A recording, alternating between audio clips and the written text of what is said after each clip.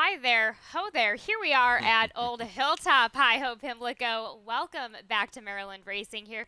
Keith, you had a wonderful time at Timonium, I do believe. I did. Timon and me went well. A little break from things. Frank Vespi kind of took over. Dave Robin did a great job on the mic as always. And John Piasek, your friend, right? Yes, John. Mackenzie. And Mackenzie Pfeiffer. Mackenzie. I mean, everybody did a great job over there. Handle was up, so the attention was on Maryland Racing. It's going to be back focused again today. A little change of scenery here. Good to be back, though, at Hi Ho Pimlico for this little 9-day fall meet. And here we have it. Let's get things started here, and let's take a look at what's going on at Old Hilltop. Things are looking pretty good, Keith. Oh, yeah, beautiful day today. It's a little steamy, though, up here. 82, it feels like 92, maybe 102 if you're right in the sun. But that track is fast. Turf looks great. Took a peek at that when I first got here. So, yeah, turf is firm. So we're ready to roll. I'm looking forward to today's card. Got the 3-day weekend. Really come some contentious races today. There's a sprint race on the turf later on that's really good. We'll talk about that one. Got some videos and some stats in there. But I think it's a good betting card to get us started. And the Pimlico handle's been good. Well worded. Good betting type of race card that we have today. A slew of good races coming up throughout the weekend, which of course Keith and I will be guiding you throughout the weekend. But let's get things started here in race number 1, kicking off that early pick 5, and this claiming 10,000 for 3-year-olds and up, which have never won 2, going 6 furlongs on the dirt to scratch the number 2 neutral, the 4 Prince Fire. Keith, let's go ahead and take a look at our shared top selection in the number 3 Saloon, currently 2-1 on the board right now, but this is for Cal Lynch. We're taking a look at that last start.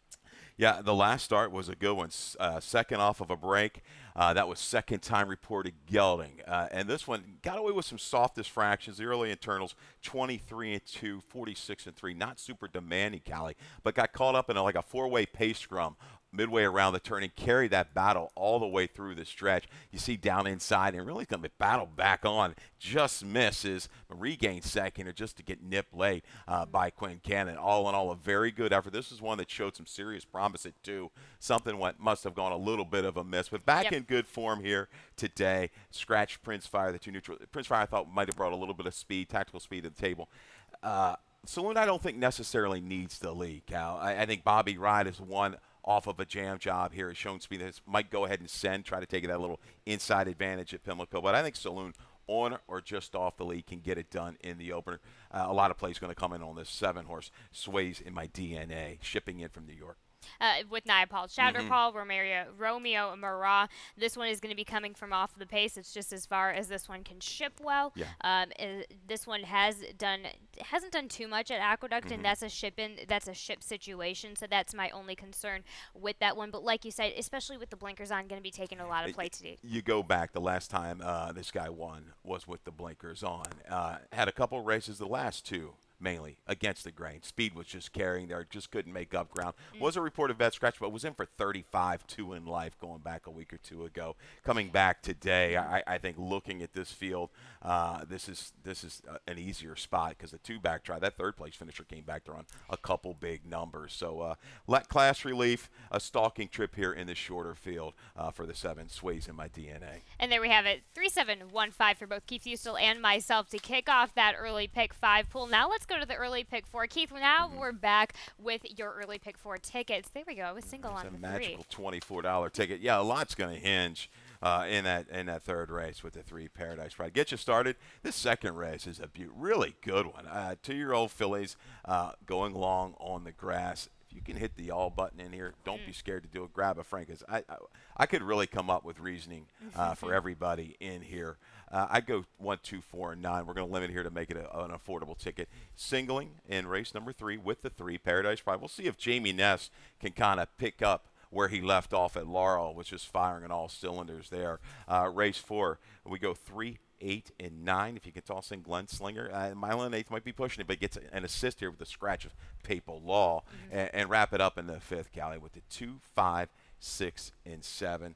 Semper Fi my top selection there. And Ness, I guess we're going to need and trust today to get us started at Pimlico. $24 for that early pick 4. I like that little bit of cushion there in your last leg. And here we go with this maiden special weight, a mile on the turf for the 2-year-old girls, scratching the number 7 Viennese Waltz. Keith, you have the number 2 on top. This is going to be Tails to Tell, Arnaud Delacour, with Charlie Marquez in the saddle on this one by Hard Spun. Got a lot of breeding notes all over the page. I don't know how I even read this stuff. But, yeah, you've got Delacour, who struck with a firster down at Colonial not so long ago, ridden by Charlie Marquez. So they're going to try to team up again. The breeding is certainly there, a real European flair. Second Dam was a multiple graded winner. Lone Sibling broke its maiden for 40K at Saratoga on the front end. Had some good races prior to that. Showed some speed. Dan Illman does a great job here. We'll have him back for some stakes days, yes, I'm sure. But he gave me a little tip there. Go check out on YouTube. You can check those Delacour runners out, the videos. And I looked at 1-2 back. Very good. Down inside of a 2-year-old colt that ended up breaking its maiden, running like a 70 or low 70s number at Colonial when transferred to the turf. That's encouraging. The breeding is certainly there with a barn capable of getting a 2-year-old to win, going long. First time out, especially on the grass. And right underneath, you have Pacific Front. Jimmy Toner, Fergal Lynch gets the call on this one by Warfront. Enough breeding, but the barn has been doing so well. That barn might carry this first-time starter. Yeah, really good. You look at Toner. I see I got these stats a couple days ago, but 26% on the year. This mare, 0 for 4, but you go to the family. Really good. 4 starters, out of 4 starters, 2 of them won debut. 1 of them ran second. The full brother in here did win in Ireland, I think first time out on the synthetic, and then came over to the States and ran big in some graded events. So Pacific Front appears to be working forwardly at Fairhill. I think a must-use here in your multiple race gimmicks with Fergal Lynch. You have the one underneath, and let's go ahead and take a look at that video. Okay. Back with this one, when this one tried going short for the first time. Yeah, this is the race at Colonial that produced the next out winner, Memorialized for Graham Motion, who also had a tough start, as did Victory Badge. Memorialized went up and really ran big, big off the screen kind of with that run off the back of the pack at Saratoga. But this one settled in after the sluggish beginning, caught almost 15 lengths out of it mid-turn, but here picks it up, leaving the 3/16 pole, running into this duel that's kind of developed here past mid-stretch. A good effort. Memorialize just going to be a little too good there, just besting it for second. Okay, Memorialize I talked about, went up there. Now this one, Victory Badge at Saratoga, got off just a little funky, maybe a little bounce around at the break, settled wide, swung very wide top of the stretch, and made a little run to mid-stretch, but the field just kind of got away from her there that last save of a mile. And I saw the jock just kind of a little protect. Let's save a little bit for later.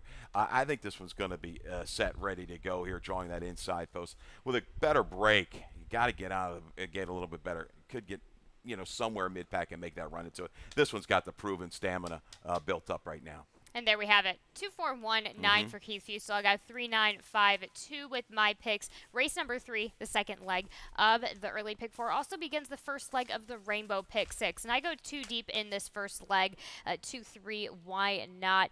Race 4, 5, I kind of scale back, but because race number 6, that we just discussed this before getting on air. Of course, that's our jackpot super high 5 race, short on the turf. Things are spicy, things are sweet. There's a lot going on there for the dash on the grass. And race number 7, I single in on race number 7 on the number 2. This one is Order of the Kettle, which I do also believe is your best bet of the day. We'll get to that in just a bit. And in race number 8, 2 deep, 6, 7, I also have a magic number of a $24 ticket. So there we go. 24 apparently is the magic number here today for all of your pools that we have going on. And let's pay attention to what's going on in that leg, that second leg of the early pick 4 and the first leg of that Rainbow pick 6 in this starter allowance, a mile and 16th on the dirt for the 3-year-olds and up. You and I both have the number 3 Paradise Pride. I almost singled in on this one. This one is looking for win number 5 in a row for Jamie Ness and Axel Concepcion. Yeah, I mean, Velvet Ghost, the 4-horse, just hasn't kind of brought the speed to the table that I thought he would be bringing in the last couple of races. He looks like the real challenger early. He wasn't able to do it in a couple of respects. So Paradise Pride running a hot streak. Ness goes ahead. You got Concepcion gets a little weight here. Very capable rider. I think with a clean break, it's his race to lose on the front. He just needs to hold form here to kind of control things. And he's a horse. He's not really one-dimensional. He's shown the ability to sit just off of it. So if Velvet Ghost gets a little aggressive, this one can take a rating hold and move into it. I think the two we got 3, 2, 1. Yep. Get You Never Change. It's just held very good form of late. Just not quite there. But any little hiccup, okay, for the 3, and this 2 can get it done. Saray had a pretty good run over there at Timonian. Couple horses ran really, really big. I had a lot of trouble with that filly, I remember, in that big allowance on the last day. But Never Change, I think, will be a forward enough trip in here to be a player. Pretty set and straightforward. We both have the number 3, Paradise Pride, going for win number 5 here in that second leg of the early pick 4 and the first leg of that Rainbow pick 6. Carrying on to race number 4. A mile and an eighth on the turf for the starter optional 20,000. Scratch in the number 2, PayPal Law. Scratch in the number 6, Guiding a Fleet.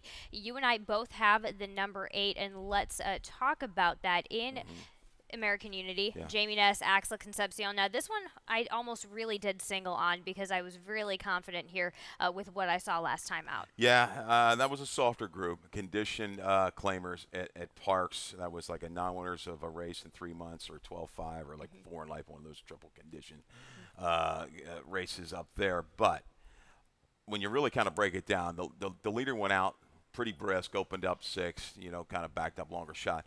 But in that field was Nick Papagiorgio, who you've seen this horse run around here. Very good back class type of horse. And American Unity just settled and made a sweeping move and looked really good doing it. And I think maybe the first time on the turf, the horse just gets beat a nose by Battalion, who's going to be my pick underneath here. Maybe forced the issue a little too soon. So his ability to come from a little bit further back, which I think he might just do today, works for me. And Ness, here we go, right back. And as you mentioned, just beat this one American Unity out last time they were teamed up. They duked out against each other in Maryland. Is Battalion, Bob Closeras, Carlos Lopez gets the call. This horse is a little bit quirky. Carlos has developed a relationship with this horse, and it was a bit quick between races 1 and 2, coming off of just a touch of a layoff. He leaves the post parade, doesn't he? If I'm not mistaken, he gets out. He's got a mind of his own, right? But Lopez getting along well. I just think he. Big race, gutsy race off the break to get it done. And then was run back maybe a little too quick. I mean, it was an arduous try, August 12th, back at 7 days on the 19th. A little trouble. You see the short comment in tight early to the right. Just never really picked it up. He's proven in a mile and eighth and can come from a little bit further back. But I tell you, Gunslinger gets a major assist down inside. He's done really well here for Kieran. He's a horse that's kind of bounced off of bad efforts. But he's going to go to the front. Papal Law being scratched helps his chances. I think his main threat up front is Imagine It All and the mile and an eighth distance. Could that be the tester there? But the road looks like it's going to go through Gunslinger again. But American Unity, I think the way he fired last time, very encouraging. I think he bring that sustained run. Now the 3, Troubled Horse. Certerra is a horse I like a lot. I've always, kind of used this guy. He's been hampered by some wide trips. This particular day gets off, just a little tight early. We're going to go into the first turn. You see this comment checked early. Maybe it wasn't quite as severe, Callie. It is, of course, kind of up in between horses. He gets just a touch headstrong as he's drafted down towards the inside. We're gonna catch this sooner or later, right? Here it is, right here, just kind of heading into that first turn. I mean, what did it really take him? The head kind of goes up. I don't think it cost him a ton. Got him off his game, but I like him at the distance. It's right here that we see. We just missed it. It was the kind of a little bit of the after effects once he got back, where he kind of had he was a bit fussy about it. Yes, but he works out a good trip down inside, continues willingly. Hardspun Reason had to wait and wait and wait. He was kind of held up behind Hardspun Reason. He didn't quite bring the kick.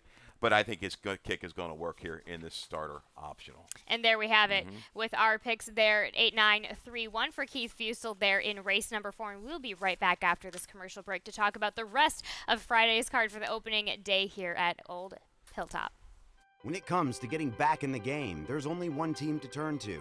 The team more high school, collegiate, and professional athletes train and recover with. That team is MedStar Sports Medicine. For more than 30 years, MedStar has served as a leader in the diagnosis, treatment, and rehabilitation of orthopedic and sports-related injuries. Ranked among the top programs in the Maryland and Washington regions, we offer rapid access to athletes of all levels. Let the pros who treat the pros treat you. MedStar Sports Medicine. And we're back with another starter optional claiming here, a mile and an eighth as well, but this time it's on the dirt for the 3-year-olds and up. Keith, you have the number 5 on top. Semper Fi returning back to the dirt for Jamie Ness. This time Axel Concepcion gets the call. Yeah, interesting race here. Scratched the 1. Far From was a later scratch.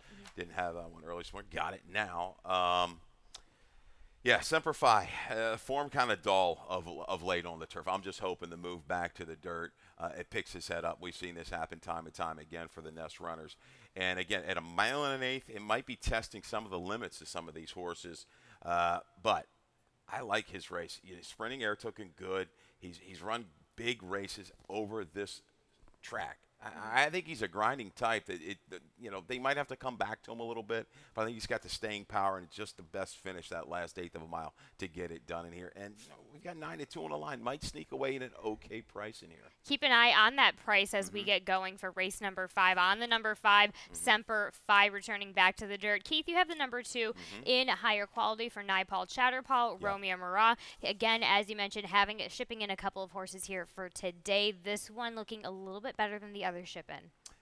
Yeah, I mean, they're both okay. They both got good shots, and we're going to show you a video, right, of higher quality and cool quartet. This is going back to, that was the 24th at Belmont, if I'm not mistaken. Yeah, and I tell you, a higher quality ran well. A little bit of an awkward start, and is going to get in this battle, and really, I think, guts it out pretty well all the way through. Cool quartet had the aim. Yep. Touch of a hang late, you think here? Comet battled on the far outside of Cool Quartet, but he had every right to go past those runners top of the stretch who were kind of caught up in a battle willingly to the wire. He draws outside, higher quality, a little bit better posterior inside, but very tough to separate both with positional speed in here. They're going to need it because Bob Marco was pretty quick. He ran well last time out. I mean, was too quick over at Laurel. I think he can kind of rate and settle a little bit. He's going to carry it a long way here at a mile and eighth for Kieran and company. And there we have it, 5-2-7-6 in race number 5. The number 5 for Keith Fusel as his top selection. Now let's go to our jackpot. Super high 5 race in race number 6 as per usual here. 5 furlongs on the turf in this restricted allowance for the 3-year-olds and up.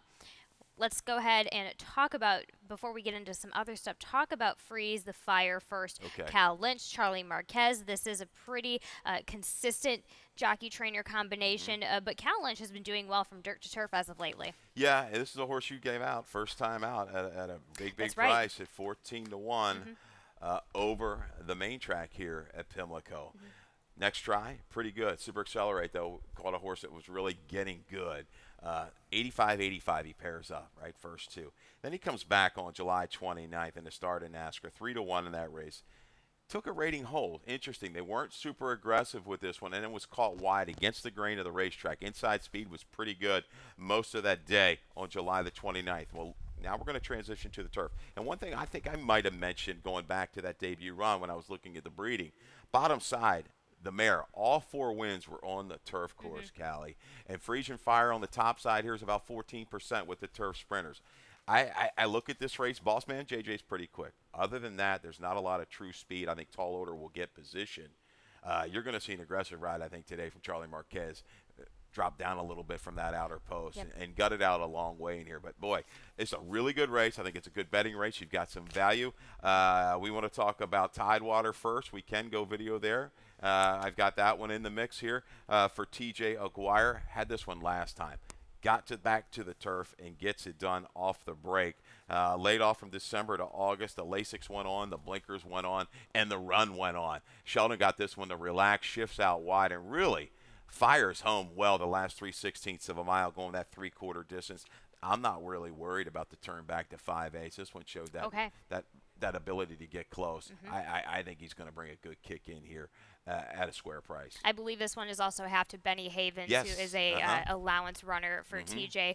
So it's good to see. And obviously Sheldon Russell is in town today, but it's good to see him back on. So I like your vote of confidence because I was fighting back and forth of having this horse included just due to the distance alone. But best of luck. That's going to be exciting to see. Let's also talk about the number 1 who you have as an exacta play for Tall Order, Gina Perry, Carlos Lopez. We've got a Keith Fusel stat. Let's go ahead and take a look at that. Well, Gina Perry, it's Pimlico. So there you go. Last 3 years, this barn 4 for 13, 31%, 6 for 13 in the money with an ROI. It's a gaudy 882.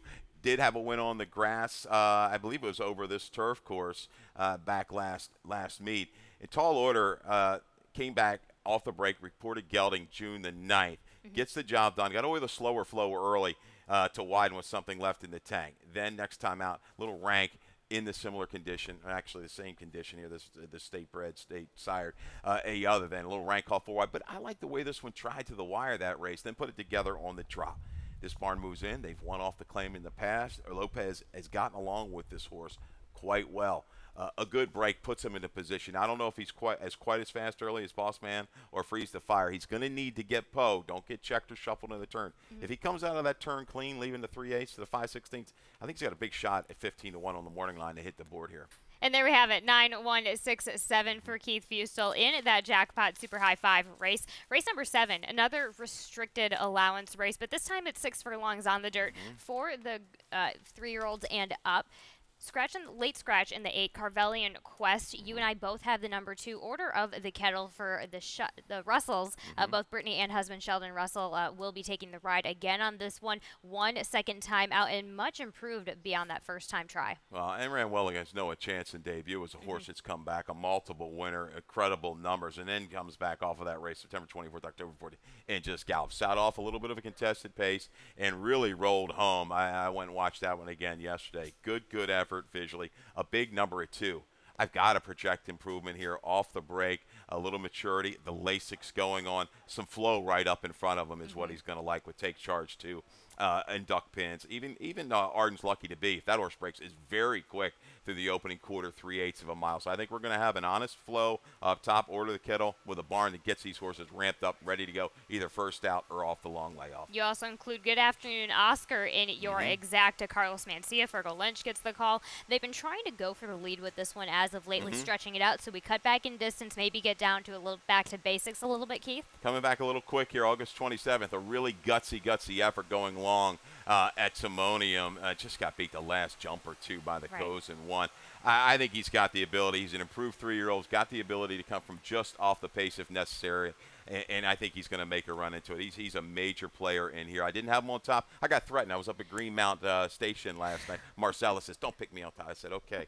So, Marcella, there you go. I'm going to have you second, although I might like the horse on top. But no, I like Order of the Kettle. We're going to box those 2 and throw in duck pins. I think this one as well. A little superstition from Marcella up there. It was good. But I think duck pins has got a big shot here. A real season try. Last time, battled every step of the way. A good number going back on the paper. Duck pins can lay from just off of it as well. Keith Fustel not fighting any intuition there from external forces as he goes 2-4-6-1 in race number 7 and race number 8, our finale here of the day. A short dash on the grass, 5.5 on the turf for the girls, 3, 4, and 5 in this maiden claiming 45 effort scratch. In the number 2 dance on the beach, Keith, you have the number 6 on top. Let's go ahead and take a look at Bandit on the Run's only start so far. It's a good one. It was a really good effort here for this Michael Merriman trainee, the filly by Uncle Lino, who's a very good stallion in getting horses to win early and often. So a little bit of a sluggish beginning there, 8th of 8, we called it out of there, and ends up 3 to 4 wide. But I tell you, little Josie Wells was improving horse for Milosevic, right? Runs big. This horse, I was calling this chart. I thought this horse was going to win coming past the 8th pole. Just a slight flattening out. Had to do a lot of work. 3 to 4 wide. Switch leads there, swapping around a little green through the stretch, right? But I think coming back here, the blinkers going a little focused, a little bit better break. I think she can get close enough. She's going to have some flow. Lady Banker coming in for George Weaver's Quick is going to be out on the front, I think, along with the 4 PJ's rider. But that was a very encouraging debut for Band on the Run. It was, and I think it's just going to help out that much more with the addition of the blinkers on, that she's going to get a touch back in distance. She's going to be able to handle that no problem coming out of the 6. But you have the 8 in Lender Credit. Jose D'Angelo, Axel Concepcion gets the call, wondering if they might go to the lead this time and try that again, cutting back in distance for the second time after a campaign of routing. Yeah, I don't know if she's quite as quick as the horse just to her inside, or maybe even PJ's rider, and it looks like the run's got to be timed perfectly. She just kind of makes these moves in these races, just a slight flattening out. Maybe the 5/8 gets her home here. She's gonna have to save ground around the turn, because she looks like if she's got to circle the whole way, it's gonna take away from that late kick. There we have it. Keith Usel 6, 8, 7, 10, and that wraps up our little paddock talk here for the morning show. But Keith, we have an order. We have a couple of different orders of your best bet and your value play. Let's start with tall order in your value play in race number 6, and Gina Perry here at good old Hilltop. Yeah, we gave you the stat, 30% over the last couple of years here at a good, strong ROI. I just think when they might have been a shrewd claim in here for the 16. Beat a horse that ran third that has been very capable, has run well at this first level allowance for the state bred, state sired. So Keys up against the right kind, improved since gelding. Needs to get a good break, but at 15-1, I'll take a shot in my exactas, tries, and supers. That's a good exacta value play there. And another order that we have is Order of the Kettle for your best bet in race number 7. That order given by the Russells, hopefully. Yeah, just a loaded barn and a horse that showed a lot of talent at 2 come back. Given that break, I think it's cranked up, ready to roll, or hasn't missed a beat. So the flow's going to be there in front, and I think Order of the Kettle's going to bring a run, say, from the quarter pole home. And there we have it. We have it for the rest of the day. We are going to take it over to Dave Rodman for some more changes and scratches. And welcome to good old Hilltop, and welcome back to Pimlico. You got it. Good luck, everybody.